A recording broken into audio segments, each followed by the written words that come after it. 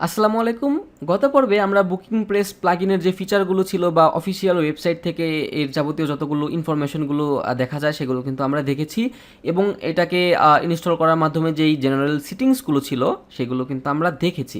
তো আজকে আমি বুকিং প্রেস প্রো যে প্লাগইনটা রয়েছে সেটা ইনস্টল করে রাখছি অলরেডি। আপনাদেরকে সোর্স ফাইল দিয়ে দেওয়া হবে প্র্যাকটিস পারপাসে। ওকে, তো আমি যদি বুকিং প্রেস থেকে ফার্স্টে আমি একটু জেনারেল যে সেটিংসগুলো রয়েছে সেগুলো একটু আমরা আলোচনা করে আসি, তারপর আমরা সার্ভিসেস অ্যাড করব। ওকে, তো এখন আমি যদি বুকিং প্রেস থেকে আমি এখান থেকে সিটিংস অপশনটাতে ক্লিক করি, দেখি আমাদের এখানে কি কি রয়েছে। ওকে, তো এখানে আমাদের গ্লোবাল যে ফার্স্ট সিটিংসটা রয়েছে সেখানে হচ্ছে default service duration.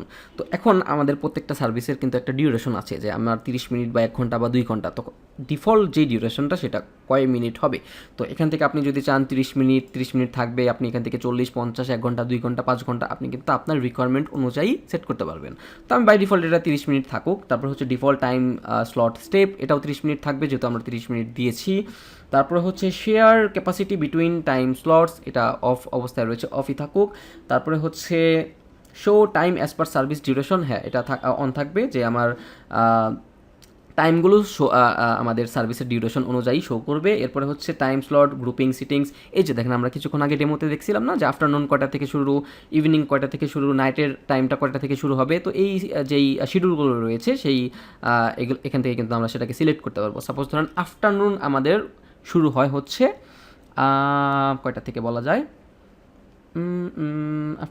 Afternoon suppose ধরেন 3টা থেকে। ওকে, এখন আমি এখানে 3 PM সিলেক্ট করে দিব।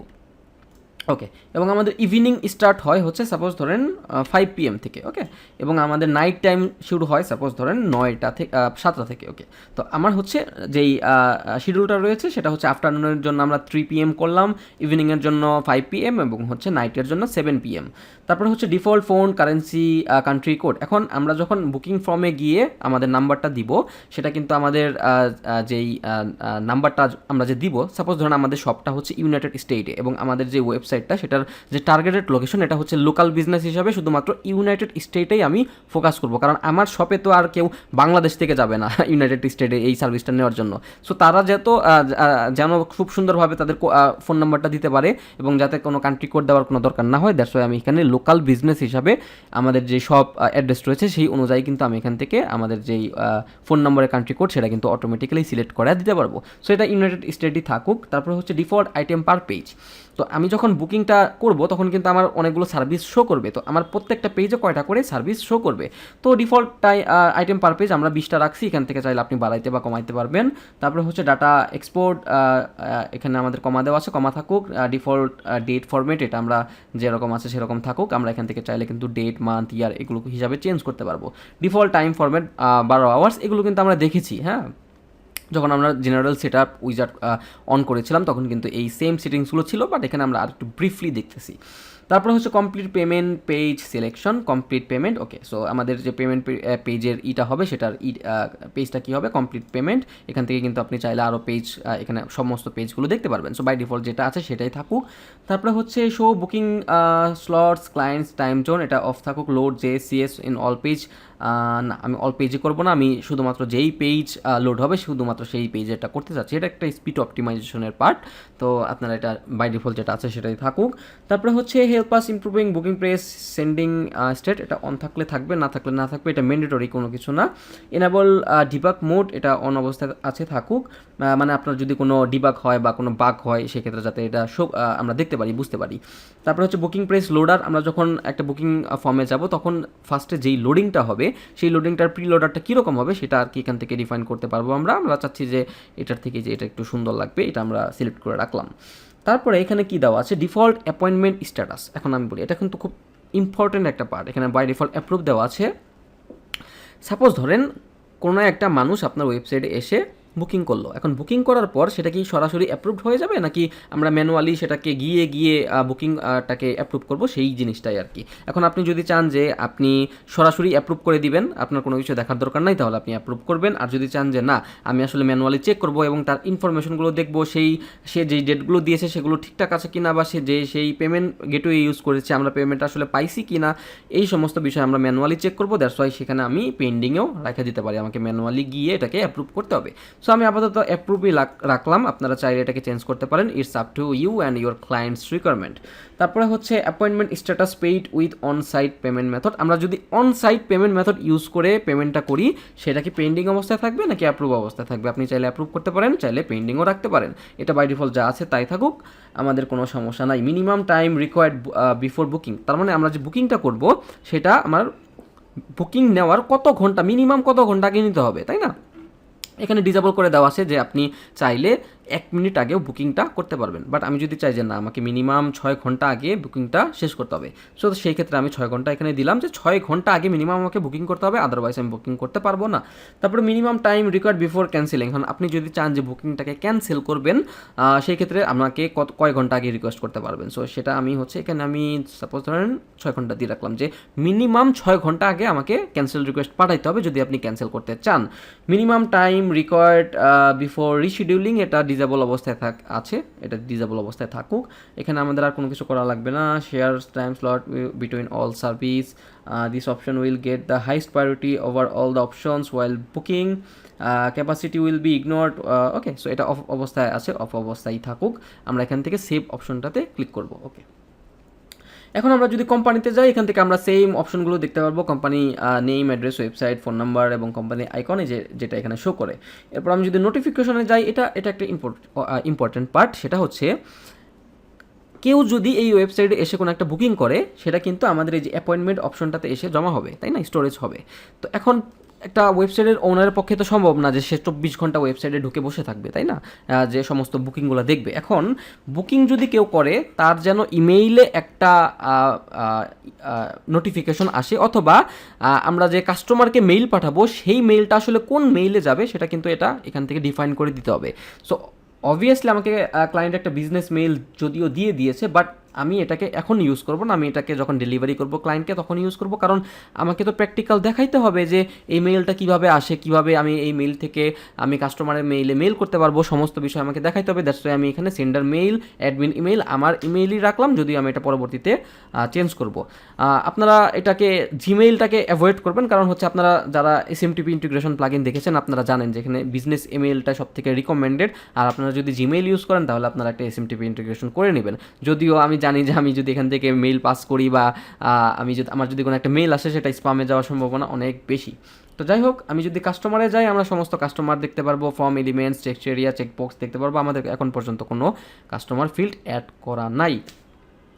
আর এরপর থেকে আমরা এখান থেকে কি করি, ওয়ার্কিং আওয়ার্স দেখতে পারবো। এই যে দেখেন আমরা কিন্তু এখান থেকে ওয়ার্কিং আওয়ার্স আবার চেঞ্জ করতে পারবো, বা আপনি যদি চান যে এই ওয়ার্কিং আওয়ার্সের মধ্যে কোনো একটা ব্রেক নিতে, সাপোজ ধরেন আমি লাঞ্চের জন্য একটা ব্রেক নিব, অথবা হচ্ছে আমি কি বলে স্ন্যাক্স খাওয়ার জন্য আফটারনুনে একটা ব্রেক রাখবো, যে ওই সমস্ত ব্রেকে কেউ অ্যাপয়েন্টমেন্ট করতে পারবে না বা আমরা কোনো সার্ভিস দিব না, সেক্ষেত্রে কিন্তু আমরা এই টাইম স্লটের মধ্যে কিন্তু একটা ব্রেক দিয়ে রাখতেই পারি, ওকে।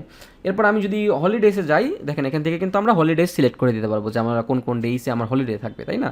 তারপর আমি যদি স্পেশাল ডেতে যাই, দেখেন এখানে কিন্তু আমরা স্পেশাল ডে অ্যাড করে, সাপোজ ধরেন আমার হচ্ছে পূজা অথবা ঈদ অথবা বিভিন্ন অকেশন থাকে না, পহেলা বৈশাখ, তারপরে হচ্ছে আরও অনেকগুলো অকেশন থাকে। সো ওই সমস্ত অকেশনে আপনি যদি চান যে আপনার যে বিজনেস আওয়ার্সটা হবে 7টা থেকে 8টা পর্যন্ত, সেটাকে আপনি কমায় রাখতে, যে আমি ওই দিন আমি দুপুরের পর থেকে সার্ভিসটা দেবো, দুপুরের পর থেকে আমার যেই শপটা আছে সেটা ওপেন হবে, আপনি কিন্তু সেই ডেটটা, ইন ডেট, তারপর হচ্ছে সিলেক্ট টাইম, ইন টাইম, এটাকে কিন্তু আপনি এখান থেকে অ্যাড করতে পারবেন। সাপোজ ধরেন আমি যদি এখানে যাই, সাপোজ ধরেন আমার 15 তারিখে হচ্ছে আমার পহেলা বৈশাখ, আমি 15 তারিখে আমার শপটাকে ওপেন করবো হচ্ছে 5টা থেকে 8টা পর্যন্ত, আপনি কিন্তু এখান থেকে সেভ করে দিতে পারবেন। সো ওই দিনে কিন্তু কেউ সকালে অথবা দুপুরে কিন্তু কেউ বুকিং করতে পারবে না। সো এটা হচ্ছে সেই ফিচারটা। এরপর আমি যদি পেমেন্টসে যাই, কারেন্সি চেঞ্জ করতে পারবো, ইউএস ডলার দেওয়া আছে, currency symbol position before value, এটা হচ্ছে আমাদের যেই কি বলে টাকার অ্যামাউন্টটা থাকবে সেটা আর কি টাকার আগে বসবে নাকি পরে বসবে, তো এটা আগেই থাকুক, অ্যাজ এ ডলার আমরা এটাকে আগেই রাখবো। তারপরে হচ্ছে কারেন্সি সেপারেটর কমা, তারপরে হচ্ছে আমাদের এখানে আর কিছু দেখতে হবে না। এখানে দেখেন পেমেন্ট মেথড দেওয়া আছে অন সাইট পেপাল, আমরা কিন্তু যখন প্রিমিয়াম ভার্সনটা ইউজ করছি আমরা কিন্তু অ্যাডন থেকে এগুলা চেঞ্জ করতে পারবো। সো যেহেতু আমি পেপাল দিয়েও দেখাতে পারবো না, আমি হচ্ছে স্ট্রাইপ বা অন্য কোনো মাধ্যমে দেখাতে পারবো না, আমি এটা অন সাইডে রেখে দিলাম।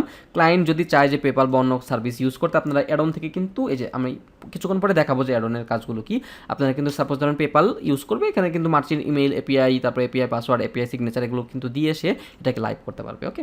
তারপর আমি যদি মেসেজে যাই, এটা হচ্ছে আমরা মেসেজ করার সময় মানে আমরা কোনো একটা বুকিং করার সময় কোনো ফিল্ড যদি বাদ রাখি অথবা কোনো যদি ভুল করি সেই ক্ষেত্রে আর কি যে দেখেন no service selected for booking এখানে দেওয়া আছে যে please select any service to book an appointment, এখানে আরও অনেক কিছু লেখা আছে। সাপোজ আমরা যদি টাইম স্লট অলরেডি বুকড, মানে I am sorry another appointment is already booked with this time slot, please select another time slot within hours. Okay, so এই টাইপের জিনিসপত্র কিন্তু এখান থেকে আপনারা চেঞ্জ করতে পারেন, বাট যেটা আছে সেটাই বাই ডিফল্ট দিয়ে দেওয়া আছে, এটা থাকুক। ওকে, এরপর আমরা যদি লাইসেন্সে যাই, আমাদের নাই ইম্পোর্ট এক্সপোর্ট। আমরা যদি ইম্পোর্ট এক্সপোর্টে যাই, এটা হচ্ছে সাপোজ ধরেন আপনি এখানে অনেকগুলো বুকিং করলেন, তাই না, বুকিং সার্ভিস অ্যাড করলেন, তারপর হচ্ছে বিভিন্ন বুকিং হলো আপনার। এখন আপনি যদি চান যে এই সাইট থেকে এই বুকিং প্রেসে যতগুলো সিটিংস আছে বা যতগুলো সার্ভিস আছে আপনি এটাকে এক্সপোর্ট করে অন্য নতুন একটা সাইটে আপনি এটাকে ইম্পোর্ট করবেন বুকিং প্রেসের থ্রুতে, আপনি কিন্তু চাইলে এটা ইম্পোর্ট এক্সপোর্ট এই টুলসটা ইউজ করে করতে পারবেন। সাপোজ ধরেন আমি সিলেক্ট অল এই অপশনটাতে ক্লিক করলাম, এখানে দেখেন সিটিংস করছি আমরা এতগুলা, তারপর কাস্টমার যদিও নাই, আমাদের সার্ভিসও নাই, নোটিফিকেশন আছে 20টা, এগুলো আমরা সাপোজ সমস্ত বিষয়াদি এগুলোকে এক্সপোর্ট করব। তো আমি এক্সপোর্ট অপশনটাতে ক্লিক করলাম, আমাকে একটা ফাইল দিবে এখানে, অবশ্যই আমরা এটাকে একটু অপেক্ষা করি। ওকে, এটা লোডিং হচ্ছে, দেখেন আমাদের কিন্তু ফাইল অলরেডি কমপ্লিট হয়ে গেছে। আমি যদি ডাউনলোড ফাইলে ক্লিক করি, দেখেন আমাদের একটা ফাইল দিয়েছে, বাট ফাইলের মধ্যে আমার অনেক অনেক অনেক অনেক কোড, তাই না? তো এই কোডগুলো কিন্তু আপনি যদি অন্য নতুন একটা ওয়েবসাইটে এসে ইম্পোর্ট ডাটাতে গিয়ে এই কোডগুলোকে কপি করে ইম্পোর্ট করেন, তাহলে কিন্তু অটোমেটিক্যালি আপনি এখানে যে ফাংশনগুলো করছেন সমস্ত ফাংশন কিন্তু আপনি পেয়ে যাবেন। এখন আমি যাই অ্যাডনে, আমি যদি এখান থেকে সিটিংস দেখলাম, রিপোর্ট আমাদের দেখার দরকার নাই, লাইসেন্স আমাদের নাই, গ্রোথ প্লাগইন আমরা যদি যাই, এটা হচ্ছে প্রিমিয়াম ভার্সনের জন্য। আমরা যদি অ্যাডনে যাই, দেখি ফ্রিতে আমরা কী কী পাবো এবং হচ্ছে পেইডে আমাদের কী কী আসবে। এই যে দেখেন অ্যাডিশনাল মডিউলস, এখানে আমরা হয়তো বা এগুলোকে ফ্রিতে ইউজ করতে পারবো। দেখি আমরা যদি স্টাফ মেম্বারে যাই, আমাদের যদি স্টাফ মেম্বার থাকে, আমাদের স্টাফ মেম্বার এই যেই অ্যাডনটা রয়েছে এটাকে আমরা অ্যাড করতে হবে। তো আমাদের আপাতত ক্লায়েন্ট আমাকে বলে দিয়েছে যে তাদের কোনো স্টাফ মেম্বার দেওয়ার দরকার নাই, সো যে অ্যাভেলেবেল থাকবে সেই আর কি র্যান্ডমভাবে সার্ভিসটা দিবে। সো আমি এখানে স্টাফ মেম্বার অপশনটা নিব না। তারপরে সার্ভিস এক্সট্রা, এটা হচ্ছে আমাদের ওই যে সার্ভিস অ্যাডনের জন্য, আমরা যখন সার্ভিসটা বুকিং করি তখন নিচে আমাদের যে অ্যাডনগুলো শো করে সেগুলোর জন্য, তো আমি এটা অবভিয়াসলি নিব। তারপরে কুপন ম্যানেজমেন্ট, এটা আমরা চাইলে নিতে পারি, যে ক্লায়েন্ট যদি চায় যে সে কুপন দিয়ে কোনো একটা ডিসকাউন্ট দিবে, সেটা কিন্তু আমরা করতে পারবো। Deposit payment allow partial payment to charge to the customer while booking an appointment, না আমরা যেহেতু অন সাইডে নিচ্ছি আমাদের ডিপোজিট পেমেন্টের কোনো দরকার নাই।